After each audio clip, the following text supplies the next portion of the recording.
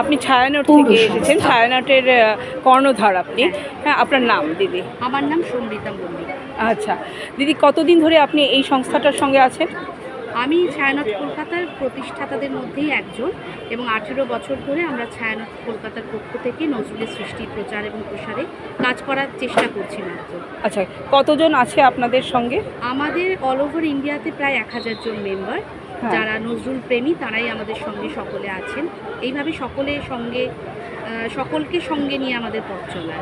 বসন্ত বইমেলায় কেমন লাগলো আপনাদের? ভীষণ ভালো লাগলো। এখানে আমাদের এত সুন্দর অডিয়েন্স, এবং তারা এতটা মনোযোগ দিয়ে শুনলেন, এবং আমরা যেটা আজকে পরিবেশনা করলাম, প্রেমিক নজরুল, অর্থাৎ নজরুলের যে প্রেমিক সত্তা, সেটাকে আমরা ফুটিয়ে তোলার চেষ্টা করলাম। তার প্রেমের কবিতা, অবশ্যই বসন্তের কবিতাও আমাদের নির্বাচনে ছিল।